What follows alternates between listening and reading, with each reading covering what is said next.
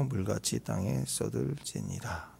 자, 모든 것이 허용이고 금지를 통해서 지켜야 될 믿음을 우리에게 확대하고 계십니다. 제한이 아니라 강하게 굳게 하고 확대해 주시는, 허용을 더 굳건히 하는 하나님의 모습입니다.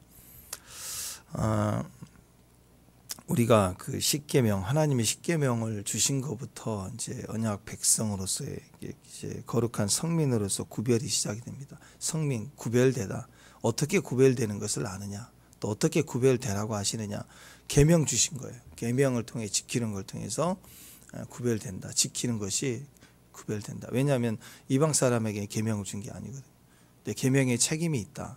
계명을 지키는 걸 볼 때 그것이 하나님을 경외하는 거고, 계명을 지키는 걸 볼 때 하나님의 백성인 것을 확인해 주는 사인이 된다라는 것이죠. 십계명 얘기 나왔죠. 신명기 5장에서. 또 그럴 때 두 돌판이잖아요. 1계명과 제4계명까지 하나님과의 관계를 설명해 줍니다. 또 나머지 5계명에서 10계명까지는 인간과의 관계, 다른 사람과의 관계, 그래서 하나님의 사랑, 이웃 간의 사랑, 하나님 앞에서의 의, 또 세상 앞에서, 다른 사람 앞에서도 공의로워야 된다. 이 사랑과 이 두 부분을 이렇게 표현해 주고 있는데, 십계명은 일상 삶이죠. 그냥 영적으로 주의 앞에서 맨날 24시간 기도만 하고 앉아있다 그러면 그게 나쁜 게 아니라, 그러면 십계명이 별 의미가 없죠. 그 앞에 있는데 뭘 이웃을 사랑하고 부모를 공경하고 의미가 없잖아요. 그 앞에 하나님만 보고 있고 하나님만 엎드려 경배하고 기도하는데 다른 신을 섬겨라, 뭐 그런 의미는 별로 없지 않습니까? 그러니까 이 계명 자체는 하나님 앞에서라기보다는 하나님과 관계를, 1계명과 4계명, 하나님과의 관계를 세상 삶 속에서라도 지켜라 이거고, 세상 일상 삶에서도 이웃과의 관계 속에 있는 계명을 지켜라. 우리가 계명 그럼 두 가지 그랬죠? 율법 정신 뭐라고요? 사랑과 공의. 그래서 네 소견대로, 신앙은 네 소견대로, 네 옳은대로, 네 판단대로 하지 말고 계명이 있다. 이 계명대로 지켜라. 다시 말해서 십계명, 그럼 10가지를 지키는 건 조목조목 얘기하는 것 같지만, 정신이, 율법 정신을 어기면, 그 마음의 중심에 그 율법 정신이 없으면, 하나님 경외함이 없으면, 율법 정신 두 가지, 그리고 그걸 집약하면 하나님 경외함, 하나님이 경외하는 마음이 아예 없어. 하나님 멸시하고 무시하는 마음이면 10가지 다 했습니다, 그 의미가 없다는 거예요. 행위는 1000가지 만가지를 해도 하나님의 경외함이 없으면, 예수님이 없으면, 하나님 경외함이 뭐예요? 십자가잖아요. 그죠? 뺑뺑 도는 거예요. 하나님의 십계명, 공의와 사랑, 율법 정신, 그 이루어진 것이 십자가예요. 그러니까 십자가를 무시하고 피를 무시하고, 피가 없으면 피를 취하지 말라 그랬잖아요. 그 말은 경외하라는 뜻이에요. 그걸 없으면, 그걸 무시해버리면, 그러면 네 마음대로 1000가지 만가지 율법을 다 지키든 그럼 나랑 상관없다 그 얘기죠. 아들을 외면했는데 뭘 한다고 의를 얻겠습니까? 하나님의 아들이 있어야 된다. 그 말이 피 먹지 말라 그 얘기고, 예수의 피, 그거 있어야 신앙이다. 아들의 피가 있어야 신앙이다. 나머지 행위는 두 번째, 세 번째. 그 행위를 못했다고 합시다. 십자가 그 위에 두 강도 중에 한 사람이 무슨 행위를 한 게 있어요? 방금 전까지 예수님 욕했잖아요. 근데 그 아들의 피가 있으니까 너는 오늘 나와 함께 낙원에 있다. 그 구원을 받지 않습니까? 그래서 제일 중요한 게 경외함, 두려움, 하나님을 두려워하고 경외하는 무게감이 있다. 두 가지를 공의와 사랑으로 산다. 공의와 사랑을 10가지로 십계명, 이게 다 똑같은 거예요. 그걸 하나로 집약하면 나는 피가 있다. 예수의 피로 산다. 또 나는 세상의 피를 먹지 않는다. 모든 음식을 다 먹어도 피를 안 먹는다. 이런 개념이 이 십자가 신앙이고 믿음의 신앙이다라는 것입니다. 그래서 이 여호와의 신앙, 또 가나안의 신앙이 그래서 완전히 다르다는 거예요. 가나안 종교에는 이웃이 없어요. 다 지금 비나이다 산신령 누구도 이상한 놈 나를 살려주세요. 매 비나이다. 전부 자기만 있어요. 내 자신, 내 사업, 전부 여기만 관계가 있다고. 전부 이방 종교에는 오직 자기 문제를 풀기 위해서, 특히 옛날 시대에는 전쟁의 신이거든요. 이기게 해달라. 전쟁 때 맨날 이기게 해달라. 신들의 전쟁. 그 다음에 일반 전쟁이 없을 때 농사 잘 되게 해달라. 그거예요. 다 사업 잘 되게 해달라. 그거 외에는 없는 거예요. 다른 것도 없어요. 그래서 기준이 항상 자기 개인을 위한 것이지 이웃을 위해서 기도한 적이 없습니다. 반면에 하나님의 계명은 하나님 앞에서 또 그 하나님 앞에 섬기는 우리의 자리, 또 이웃을 섬기는 5계명부터 부모부터 시작해서 나 외에 다른 이웃을 섬기는 계명을 통해서 우리 자신이 회복되고 강해질 뿐만 아니라 전체에 대한 회복을 하나님 주신다라는 그런 율법 정신, 공의, 사랑, 이것이 오늘 보니까 7년째 될 때 이게 풀어지는 거예요. 그러니까 모든 1년, 2년, 3년 완전 수중에 이제 7년으로 잡았을 때 7번째에는 그것은 나를 위해서 살지 말라는 거예요. 하나님 안에서 내가 유익을 얻었어요. 돈을 빌려주고 못 갚은 자를 종으로 썼단 말이에요. 그랬을 때 7년이 되면 그를 위해서, 이웃을 위해서 풀어주라고요. 빚을 탕감해주고 종이었으면 풀어주라는 거죠. 풀어주라. 너를 위해서 살라. 그러니까 여러분, 이 공의와 사랑의 개념이 항상 있어야 된다. 근데 그 중에서 다른 사람에 대한 생각을 헤아리는 것이 곧 하나님과의 관계를 설명해 준 거예요. 다른 사람도 필요 없고 다른 사람과의 관계도 오직 나를 위해서 다른 사람과 관계를 맺고 또 하나님 앞에 나왔는데 나를 위해서 하나님의 관계가 필요하고 이러면 이것은 이방 종교하고 뭐가 다르겠어? 다 똑같은 거예요. 근데 나를 위한 게 아니라 하나님 앞에서 또 이웃을 향하여서 율법과 사랑의 정신이다. 그럼 십자가잖아요. 십자가. 그래서 오직 너를 위해서, 당신을 위해서, 주님을 위해서 당신 나의 왕입니다 하는 마음으로 가야 된다. 그게 우리에게 확인해 주고 있는 게 제 7번째인 7년 희년 안식년입니다. 1절에서는 7년 7회 이렇게 나왔죠. 1절에서는 매 7년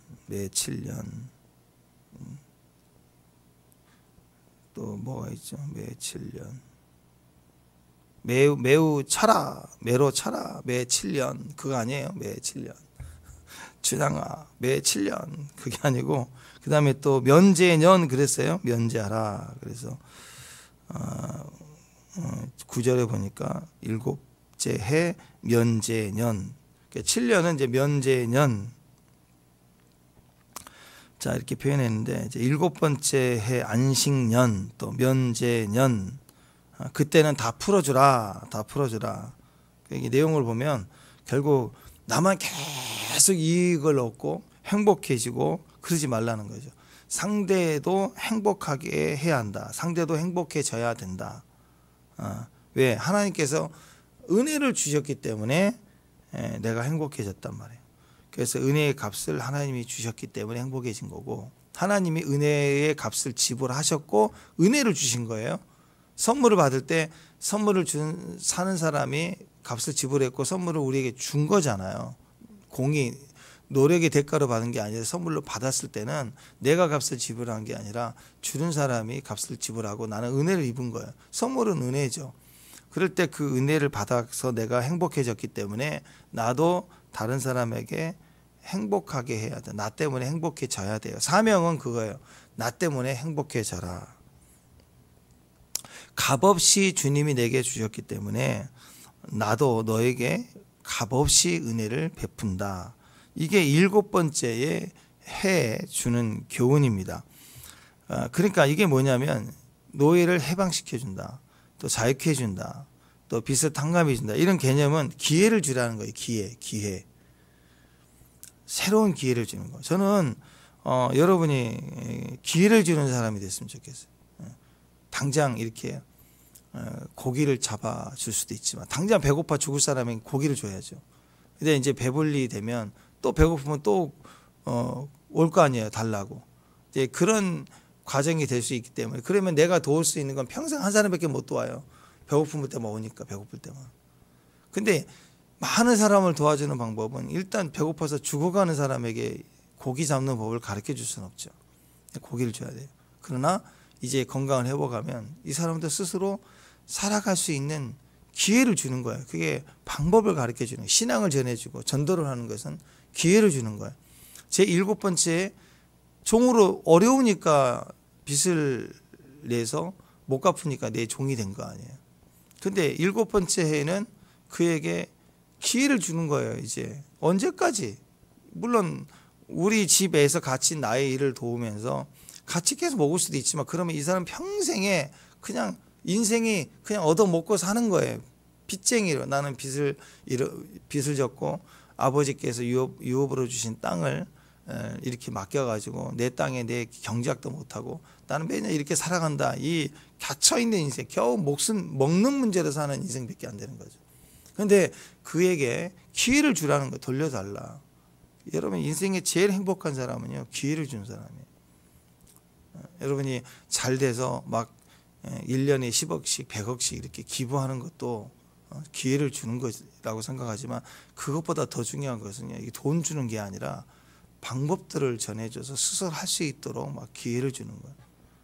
어떤 부분에 대해서 뭐 요리를 너무 잘한다, 뭐 음식을 너무 잘해서 나는 이 음식을 내면 막 줄을 쓴다, 이게 너무 잘 돼 있다 그러면 혼자만 그냥 빌딩 짓고 뭐 하고 막 옆에다 막 주차장 만들고 크게 번성하는 것보다 이렇게 기회를 주는 거, 참 그것이 참 큰일 하는 거라고 생각해요. 그게 진짜 행복이라고 생각을 해요.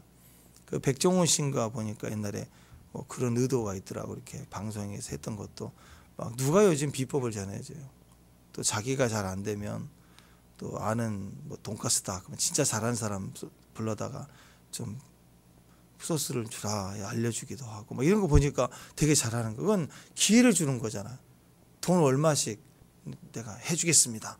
뭐 이렇게 쭉 해주는 것보다 기회를 주는 것은 너무너무 큰 의미가 있다. 나는 지금도 하는가 모르겠습니다. 그때 그런 장면들을 보면 백종원 씨는 참 행복한 사람이다. 뭐 그런 생각이 들었어요.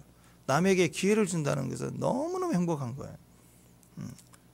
그래서 여러분, 다시 시작할 수 있는 기회를 줄 수 있는 능력, 그 하나님 능력입니다.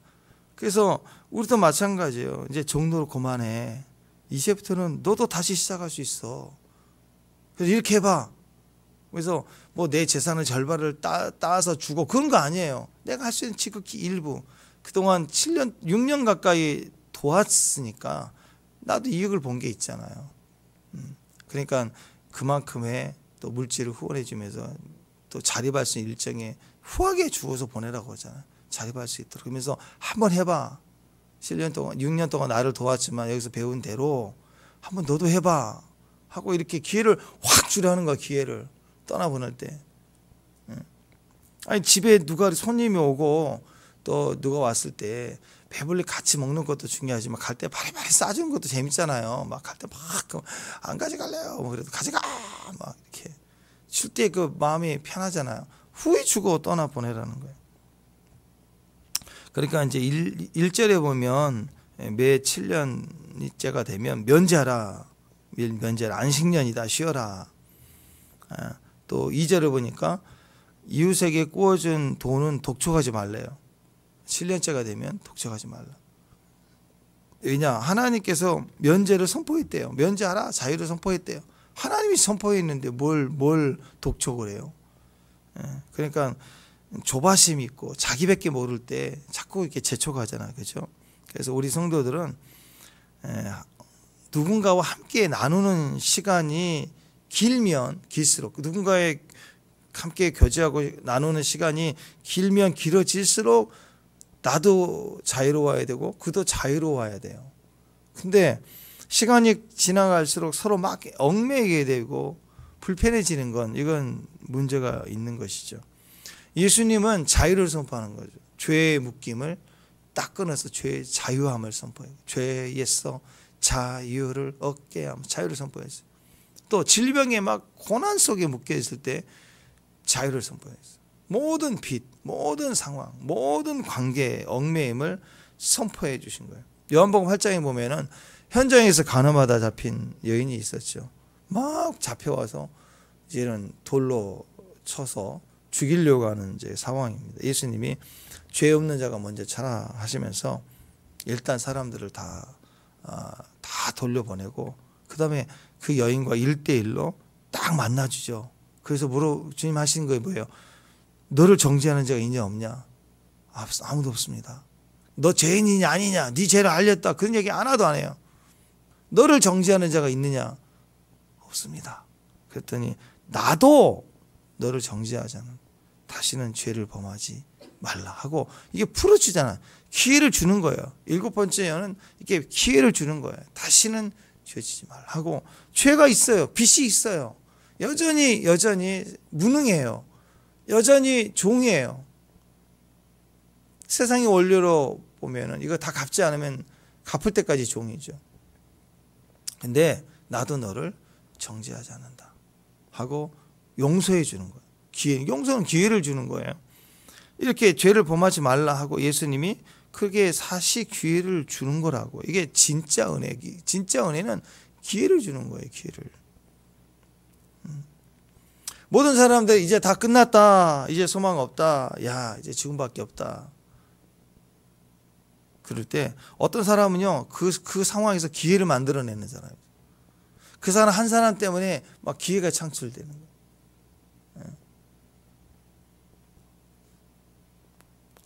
그래서 은혜를 베푸는 정도, 은혜를 받은 사람들의 특징은 계산으로 안 가요. 그냥 가면, 자기에게 준 흐름대로 가면 기회가 창출이 되는 거예요.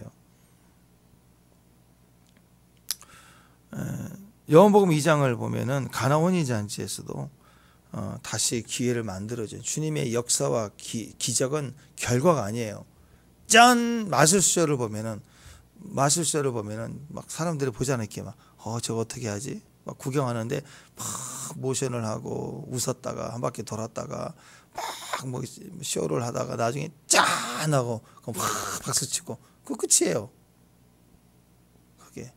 근데 예수님의 모든 기적은 병자를 고치든 그 어떤 기적이든 시작이에요. 복음의 증거예요. 그리고 완전히 다른 인생을 사는 기회를 열어주는 거예요. 쇼가 절대 아닌 거예요. 시작인 거예요. 시작. 가나 혼인 잔치에서 결혼식에 기적이 일어났습니다.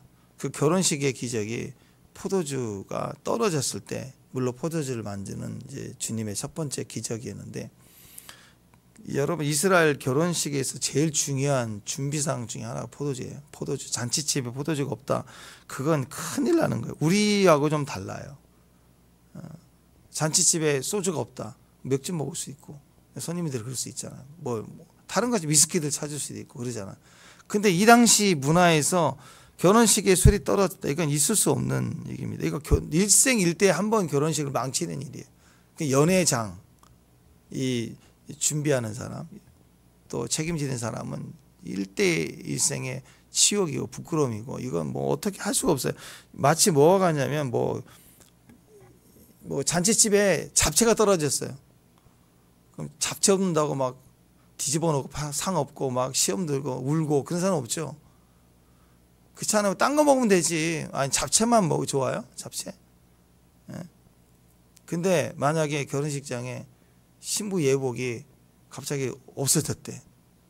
예식장에서 이제 신부 와서 화장 다 하고 입혀주려고 했던 예식장에서 저기 주관하는 관리인이 와가지고 큰일 났어요. 신부 예복이 없어졌어요. 그러면 이제 어떻게 해요? 저거 막 파자마 입고 와서 지금 화장만 하고 옷만 입으려고 가볍게 입고 왔는데 그거 입고 결혼해야 될 판인 거예요 지금 신부가. 그러면 그거 어떻게 해요? 이거 용납이 안 되죠. 이거 예식장 측에 막 책임을 물어야 되고 뭐 손해보상도 청구하겠다. 일생일대에 내 결혼식을 이렇게 망치느냐. 뭐 얼마든지 그럴 수 있는 거 아니에요. 그와 비슷하게 포도주가 떨어졌다. 잔치 흥이 없다 할 때 포도주는 굉장히 큰 의미가 있습니다. 그때 주님이 포도주를 만들어 주시는 것은 누구야? 누가 다 먹었어?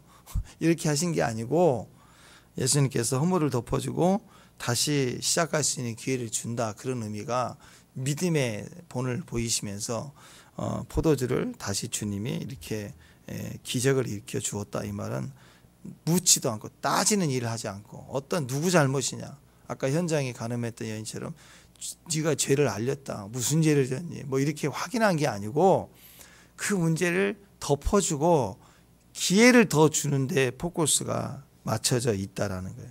일체에 네가 뭘 잘못했다라기보다는 기회를 주는 거죠. 그러니까 사람들이 그 사람을 볼 때, 저 사람한테 가면 항상 기회가 생긴다. 저 사람이 오면 뭔가 새로운 기회가 생긴다. 이런 느낌이 되는 거. 이게 신앙의 모습이라는 것입니다. 근데 반면 어떤 사람은 조금 다 그냥 웬만하면 불편해도 그냥 다 넘어가는 문제인데 끝까지 불고 늘어지고 막 이렇게 힘들게 하는 사람들이 있어요. 예. 그 은혜가 전혀 없고 맨날 누구 잘못, 자잘못 그렇게 책임을 질 사람은 잘 따져요. 뭐 대통령부터 시작해서 그냥 다 따져. 누구 잘못, 누구 때문, 왜 그러냐고 맨날 똑같은 소리지만 계속 하는 거예요. 자, 창세기 9장에 보면 노아가 술을 먹고 이렇게 옷을 벗고 추태를 보인 거잖아요. 노추죠, 노추. 노아의 추태, 노추. 그래가지고 잠을 자고 있어요. 그때 셈과 야벳은 그 얘기를 듣고 어떻게 했어요? 뒷걸음쳐서 그리고 옷을 가지고 와서 덮어서 부끄러움을 이렇게 덮어주잖아요. 그렇게 사랑은 허다한 죄를 덮는다 그랬지 않습니까?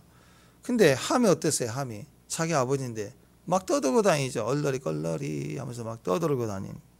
그때 창세기 9장 22절에 보니까 가나안의 아버지 함이 그의 아버지 하체를 보고 밖에 나가서 그 두 형제에게 알림해. 막 알려. 근데 그 전에 그 아버지 하체를 보고 그랬는데 이렇게 봤다라는 단어가 라라는 단어예요. 라. 이 단어 뭐냐면 그냥 아버지가 옷 벗었네. 술 먹고 막 추태를 보이네. 그걸 눈으로 봤다는 게 아니라 즐겼다는 단어예요. 즐겼다. 그냥 본 게 아니고 우리 아버지 실수했다 하고 자랑하고 막 그런 게 아니라 은근히 만족스럽게 응시하고 즐겼다라는 거예요. 이 단어를 확대해서 해석할 때는 동성애를 즐겼다라고도 얘기합니다. 그러니까 이건 완전히 욕보인 거죠. 자기 아버지를. 그래서 저주를 받은 거예요. 그게 악의적으로 즐겼다라는 거예요. 행위를 했든 어쨌든 이미 마음에 가늠한 것도 가늠한 거잖아. 그러니까 이 단어가 그런 의도로 쓰이는 거예요. 동성애 단어도 쓰기도 하고 그걸 은근히 지켜보면서 음흉한 눈으로 즐겼다라는 거예요. 그리고 나서 막 떠들어대는 거예요. 이보다 더 악한 게 어디가 있어요. 성경에서의 내용이 그거예요. 그래서 함의 아들이 가나안인데 아직 가나안은 태어나기도 전인데 함에게 대한 저주를 할 때 함이 이 나쁜 놈아 그런 게 아니라 그 자손을 저주하게 합니다. 25절에 이르되 가나안은 저주를 받아 그 형제 중에 종이 되기를 내가 원한다 하고 저주가 돼서 이 함의 후예, 이 가나안의 후예가 지금 이 흑인들이라고 얘기하잖아요. 그래서 인생을 보면 그렇게 어려운 인종 중에 가장 어려운 시간들, 지역들을 통해서 이렇게 자라왔다 이렇게 보는 것이죠. 자세한 거 뭐 여러 가지는 잘 몰라요. 뭐 DNA적인 거나 뭐 생물학적인 거나 또. 그러나 중요한 것은 분명히 저주했고 저주를 받았다. 그 후예들이. 내가 복을 받으면 복을 나눠주고 그럼 복에 복이 더해지고 내가 은혜를 받으면 은혜를 나눠주면 은혜 위에 은혜가 더해지고 내가 영광을 경험하면 영광 중에 영광을 경험하고 더 앞으로 나아가야 돼요. 하나님 우리에게 주시는 건 기회를 창조해요. 하나님 우리에게 물질을 주시면 나로 입 딱 닫아버리면 나만 이익 땡이에요. 아무것도 없어요. 그래서 억지로라도 내게 준 것에서 10 중에 10분의 1을 떼라는 것은 하나님인 것인 것을 기억해서 이건 절대적으로 떼는 걸 통해서 나에게서 나가는 거구나 이걸 배우는 거예요. 두 번째 10의 9을 가지고 이제 남에게 이웃에게 다른 사람에게 기회를 주는 기회를 물질은 기회를 주는 거예요. 세상에서 물질은 자기 만족이거든요. 이것도 사고 저것도 사고 이 브랜드도 사고 이거 자꾸 자기 자랑으로 가는 거라고요. 그런데 성경에서 제일 먼저 매매한다는 단어가 창세기에 나오는데 거기가 아브라함이 돈을 주고 노예를 사요. 매매를 해요. 세상에서 얘기하면 기준으로 내 노동력, 내 가사의 노동력을 위해서 사는 것 같지만 아브라함은 노예를 샀을 때 그 노예에게 할례를 행하면서 가족화되는 거예요. 기회를 주는 거예요. 하나님을 알 수 있고 유대 백성으로 될 수 있는 기회를 주는 거라고 그래서 성도들이 쓰는 건 자꾸 기회를 창조하는 거예요. 축복합니다. 제일 비싼 거 나 혼자 먹고 배불러서 따뜻하다 이렇게 가면 골병 들어요. 금방 혈관병 든다고. 근데 하나님 말씀대로 지키고 이웃을 사랑하고 이렇게 물질을 가지고 쓰는 부분들은 대부분이 기회를 창출해 가는 거예요. 일단 가족부터 시작해서 형제를 부욕해 하고 또 즐겁게 하고 나를 통해서 유익을 얻을 수 있도록, 그리고 그 이유를 나에게서 찾을 거 아니에요. 내가 선물을 준다 그러면 왜 저 사람은 나에게 선물을 주느냐, 저분은 하나님에 대한 은혜, 하나님 믿는 사람으로 정말 하나님께 기도하는, 하나님 저분에게 저렇게 자꾸 축복을 주시는구나. 근데 그 사람 통해서 자꾸 주는 일들이 많아지는 게, 그게 전도고 그 자체가 복음진 거예요. 그분이 오면 주변이 자꾸 행복해져. 뭐라도 친구들 만나면, 딱 만나면 사탕 하나라도 줘. 그것이 크게 복음의 삶이 되고 일상에서 승리가 되는 거예요. 정말 좋은 은혜를 받았다 그러면 그 은혜를 나누고 싶지 않아요? 하다못해 진짜 가성비 좋은 맛집 하나 경험하면 좀 소개해주고 싶고 밥도 사주고 싶은 마음이 생기지 않나요? 하다못해 그런 것도 그래요. 좋은 말씀, 좋은 은혜를 맛보면 막 나누고 싶은 거예요. 막 나도 너처럼. 이 기회를 주는 거라고 자꾸. 그러니까 너무 좋은데, 너무 좋은 게 있는데 왜 전하지 않느냐? 전하지 않는다는 말은 좋지 않다는 말이에요. 진짜 좋으면 저절로 전하게 돼 있어요. 그 말은 내가 정말 좋은지를 모르는 거예요. 걔한테 갈비 하나 하고 금 한 덩어리 주면 금을 선택하겠어요? 갈비를 선택하지? 가치를 모르니까. 그러니까 우리가 그 가치가, 하나님의 가치가 커질수록 좋은 게 좋은 것인지도 알게 되겠죠. 일단은 내가 그 좋은 걸 모르는 거예요. 좋은 걸 먼저 맛보는 것이 나눔의 시작인 거예요. 하나님을 깊이 만나야 되고, 하나님 임재를 경험해 음성을 듣고 주의 마음을 흡족하게 경험하는 것이, 그것이 내 삶에 다른 사람에게 기회를 줄 수 있는 능력이 되는 거예요.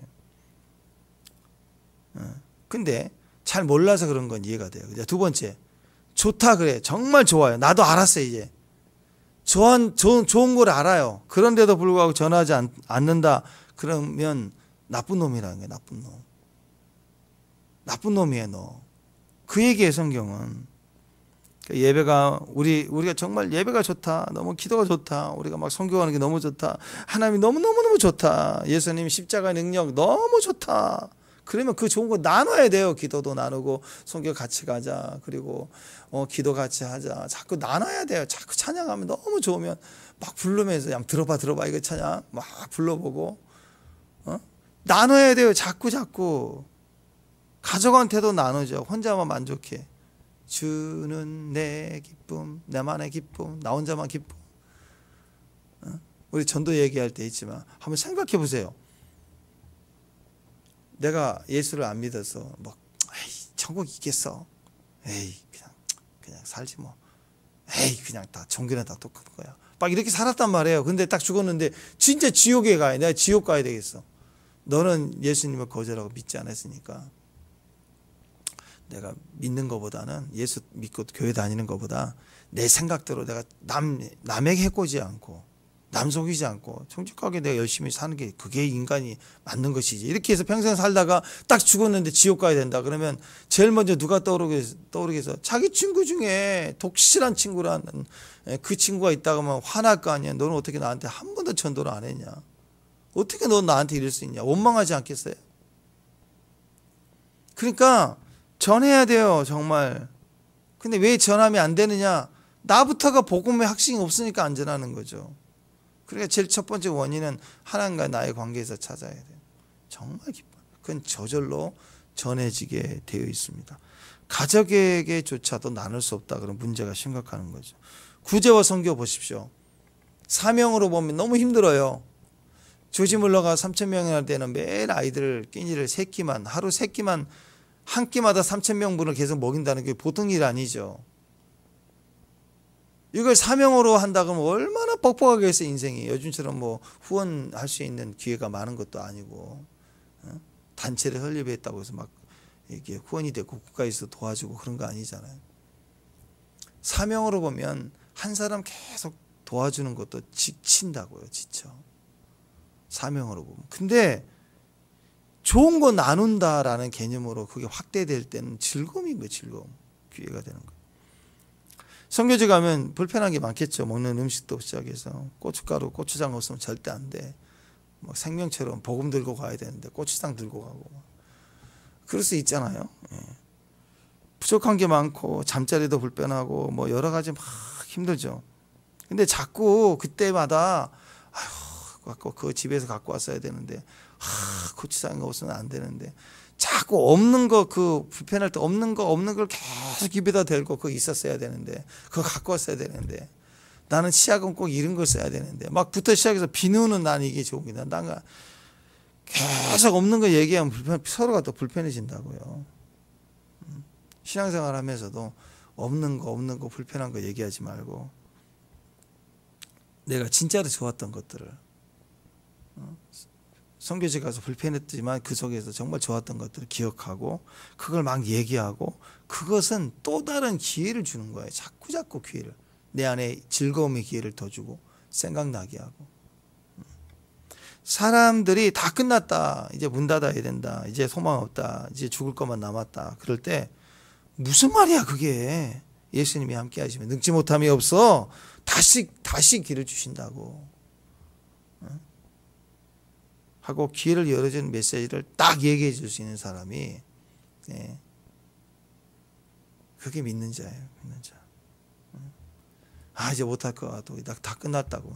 난 너 그럴 줄 알았어. 너 원래 몰래 그러더라. 뭐 하면 맨날 못한다고 하더라. 네가 뭘 하겠니?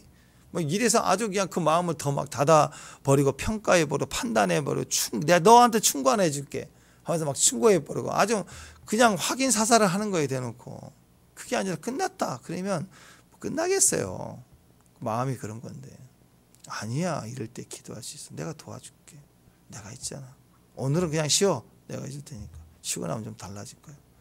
그냥 오늘은 자 내일 눈 뜨면 또 다른 시작이야 하면서 자꾸 이렇게 예언을 해줘야 다시 기회를 줍니다.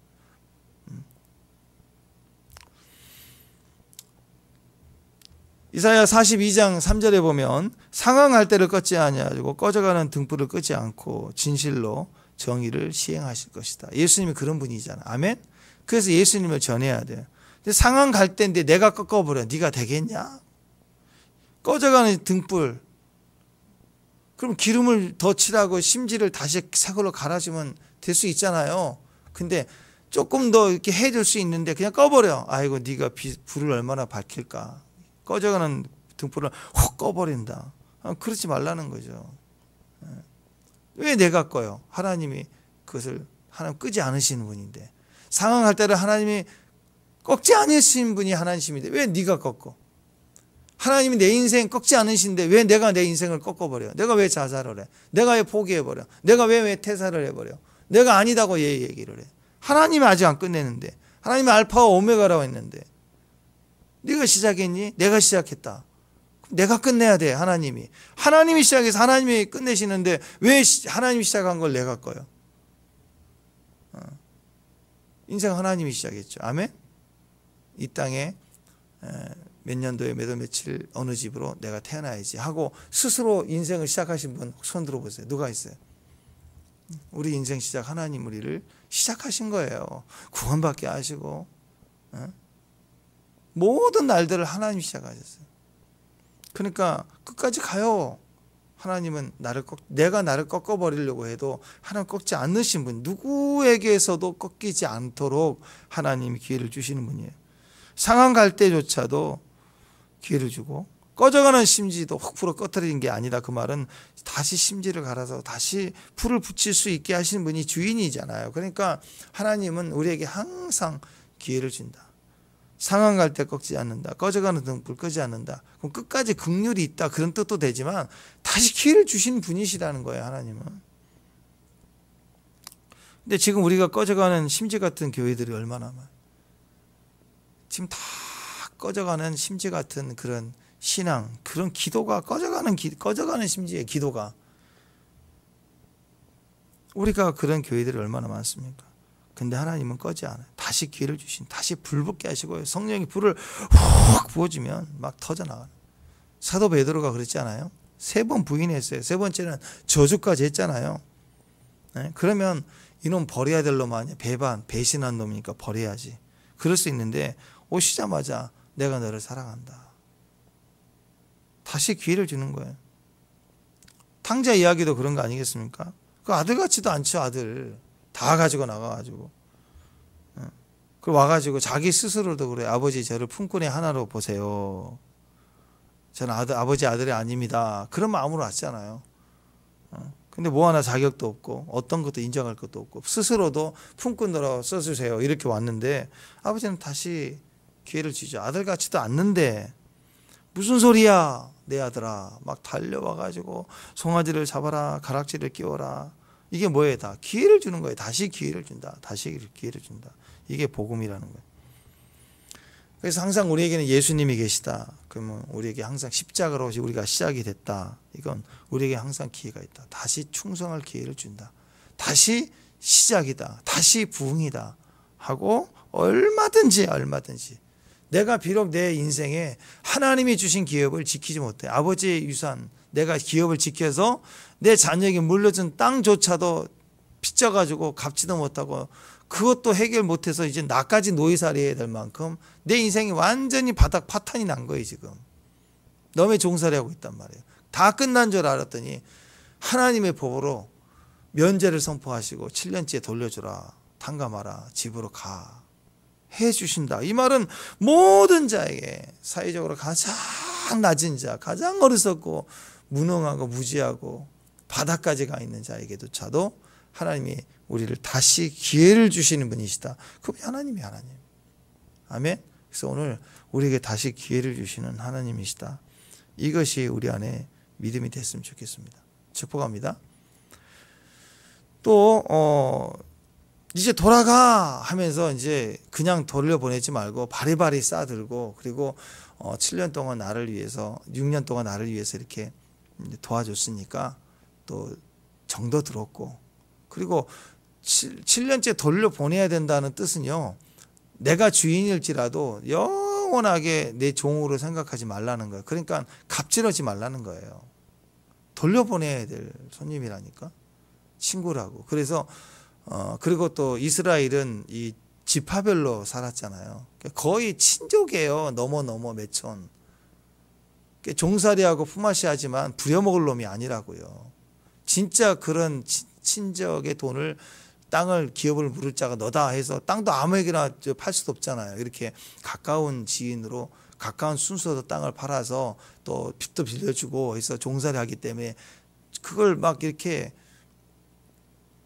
부려먹을 그런 상황이 아니라 인격적으로 대우해야 된다. 떠나보내야 될 사람이니까. 그래서 마지막 떠나보낼 때는 일을 해줘서 고맙다고 그러면서 친척이잖아요. 또 도와줄 수 있고 나에게 함께 해줘서 고맙다. 그래서 후히 줘서 돌려보내라는 거예요. 근데 문제는 안 가겠대.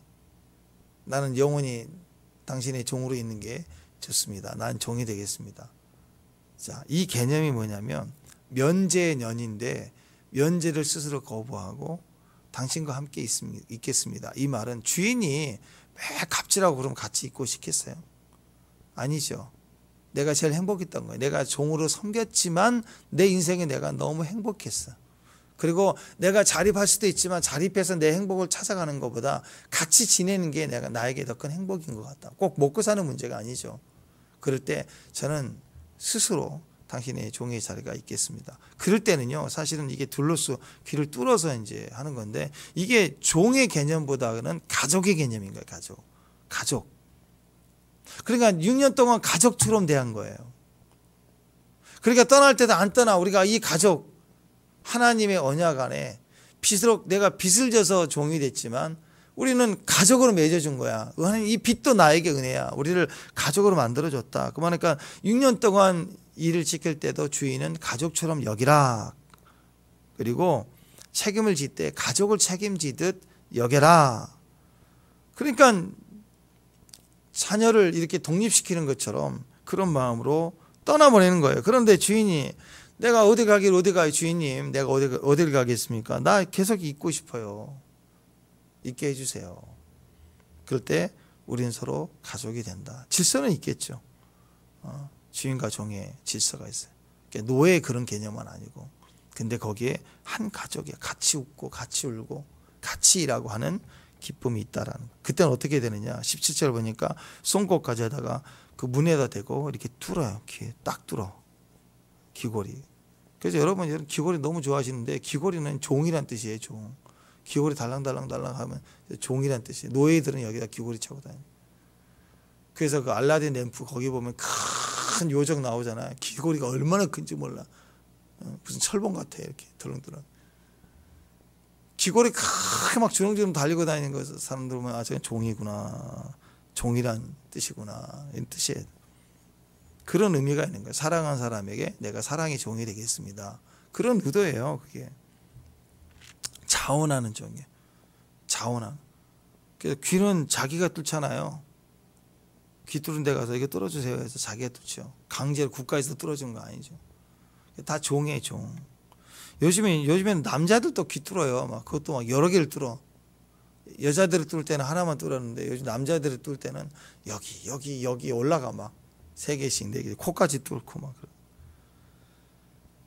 근데 이거 잘 생각해야 됩니다. 이거 피어싱 한다고 여러 개 뚫는데 그거 종이란 의미인 줄도 모르고 막 유행인 줄 알고 하는데, 종이라는 것이 막 유행이 돼서 뚫은 것 같은데 그거 모르고 막 뚫은 것 같아요. 자, 예를 들어 작전동에 있는 뭐 헤어 귀 뚫어샵 그런 게 있다고 합시다. 헤어 귀 뚫어샵. 그래서 구멍을 뚫었다. 그 말은 뭐예요? 나는 그 집의 대문에 귀를 대고 뚫은 거니까, 그 귀를 뚫는 순간 나는 영원히 이 미장원 헤어 귀뚫샵 거기에 종입니다. 거기서 뚫은 거예요. 그 종이에요. 그게. 그러니까 귀는 아무 데서나 뚫은 거 아니에요. 귀 뚫은 것은 영원히 그 집의 종이 됩니다. 그 뜻이거든요.